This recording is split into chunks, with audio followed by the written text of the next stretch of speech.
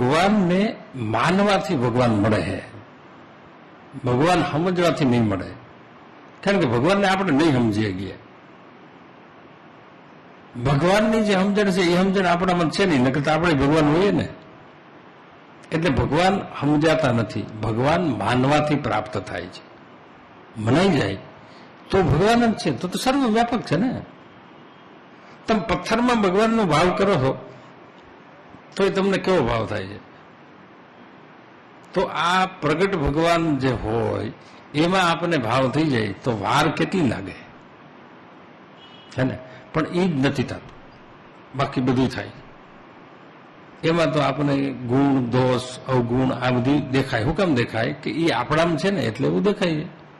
આપણે ભગવાન તો થયા નથી, ભગવાન થયા હોય, ભગવાનમાં ભેડા હોય તો ખબર પડે ને કે આ ભગવાન છે. એટલે ભગવાન મનાઈ જાય તો માનવા શું કરવું? પ્રશ્ન એ છે કે માનવા માટે તો આપણને એવી જરૂર ઊભી થાય તો આપણે માનીએ છીએ. તમને પેટમાં દુખતું હોય ને 17 ડોક્ટરની દવા લીધી હોય તો એ ન મટે, તો ગાંડો માણસ કહે કે આ લ્યો તો તમને મટી જાય. ગાંડો માણસ કહે તો એ કરો કે ના કરો. હા, તો એવો જે ભગવાનમાં ભાવ થાય ને તેથી મનાય છે. તમે એને એમ નહીં કહો કે આટલા ડોક્ટર હું મૂર્ખા હતા, ત્યાં ન કરાય, એવું નહીં કે આપણે એ અભ્યાસ કરશું જ. એમ ભગવાન બાબતનો જ્યારે અભ્યાસ કરીએ ને ત્યારે ભગવાન આપણને મનાય છે ને. ભગવાન માનવાના જ છે, બાકી સમજવાની તો વાત ખોટી પડે ને. એક કાંકરી હોય એને તમે ગિરનાર આયરે સરખાવો તો મૂર્ખાઈ કહેવાય કે નહીં? પણ એ કાંકરીને ગિરનાર ઉપર મૂકી દે તો એને શું કહેવાય? ગિરનાર કહેવાય ને. આ બસ આટલું જ કરવાનું છે. બહુ મજાનો છે કે એક કાંકરી છે એને ગિરનાર ઉપર મૂકી દે એટલે એને ગિરનાર કહેવાય. ને આપણે શું કરીએ છીએ?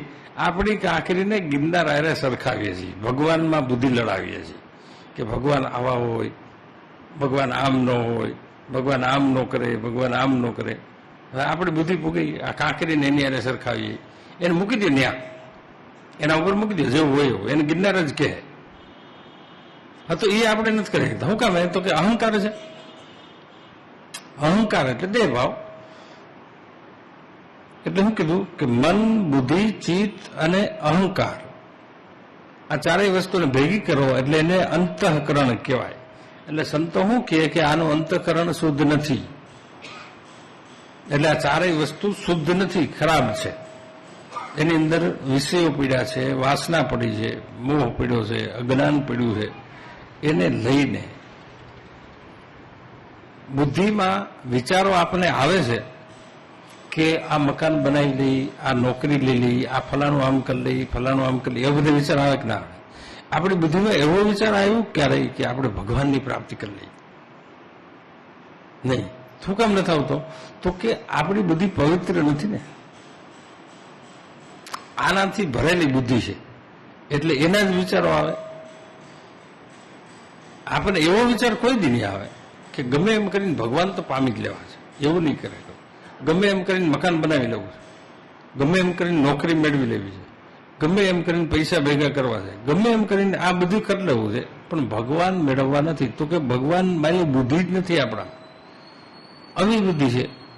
તો હવે બુદ્ધિને લઈને જે વિચારો આવે છે મનમાં, એ વિચાર આપણે કરીએ છીએ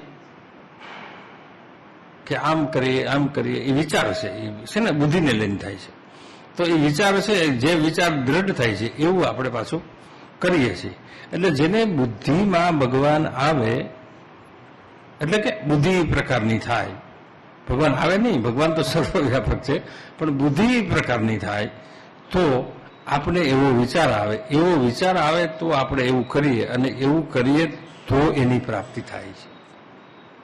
ભગવાનની પ્રાપ્તિ બધાને કરવી જ છે, પણ નથી થતી. એવું કામ? તો કે આપણી બુદ્ધિ એવી નથી, આપણું મન એવું નથી, આપણી પાસે વિચારો એવા નથી. તમે અત્યારે બેઠા છો તો આ બેઠા છો, તમે સાંભળો છો, બધું બરાબર છે, એ એમાં ના નથી. અને જે સાંભળાય મતલબ એવો કહું છું કે તમે સાંભળો છો પણ સાંભળતા નથી. સાંભળતા નથી મતલબ કે માનતા નથી. સાંભળો તો છો જ ને, સંભળાય છે, તો એવું કામ નથી કરતા? તો કે એવું માનતા નથી એમ, હે ને? એટલે એને આપણે બીજી ભાષામાં આપણે નથી છોકરાને કહીએ ભાઈ એ કઈ મારું હારતો નથી એમ કહે ને. એટલે સાંભળવા છતાં એ માનતો નથી, એને આપણે એવું કહીએ કે મારું માનતો નથી, એટલે કે સાંભળતો નથી. એમ આપણે સત્સંગ તો ભાઈ ખબર પડે છે ત્યાંથી શરૂ કર્યા છે.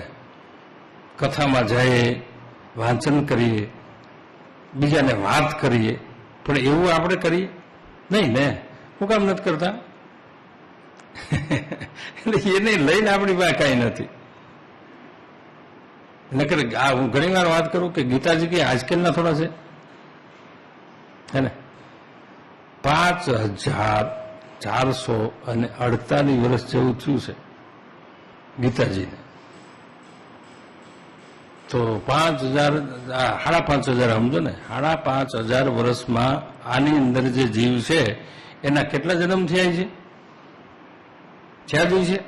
તો ગીતાજી તો હશે જ તઈ. તો તે દી નથી મહિના, અત્યારે નથી મહિના. અર્જુન તો ઘડીકમાં બની ગયું એટલે પતી ગયું, તરત જ થઈ ગયું. તો આપણે એટલા વર્ષમાં હજી એ માનતા નથી, એટલે આપણું નહીં પતતું હોય, હે ને? યુધિષ્ઠિર રાજા ધર્મ રાજા કહેવાય. યુધિષ્ઠિર, આપણે અર્જુનના મોટા ભાઈ, એને આપણે ધર્મ રાજા કહીએ છીએ ને, હે ને? તો એ વિશ્વરૂપ એને ન ભગવાને બતાવ્યું, અર્જુનને બતાવ્યું. જો તમે તપાસ કરો, આ બધી આમાં અંદર જાઓ તો ક્યાં યુધિષ્ઠિર એની વિશ્વરૂપ નથી જોયું ભગવાન, અર્જુને જોયું છે. અર્જુન કામ જોયું? તો કે અર્જુન એનો થઈ ગયો હતો એટલે, નકર ન્યા જ બતાવ્યું. તો આ બધા ભેગા જ હતા, સહદેવ ને નકુળ ને કૌરવો બધા હારે જ હતા ને. વિશ્વરૂપ ને આમ મેદાનમાં જ બતાવ્યું હતું. પણ આને એકને દેખાડો. શું કામ દેખાડો? તો કે એનો થઈ ગયો હતો. એમ જીવ જયારે ભગવાન નો થાય ત્યારે એ ભગવાનને પામે.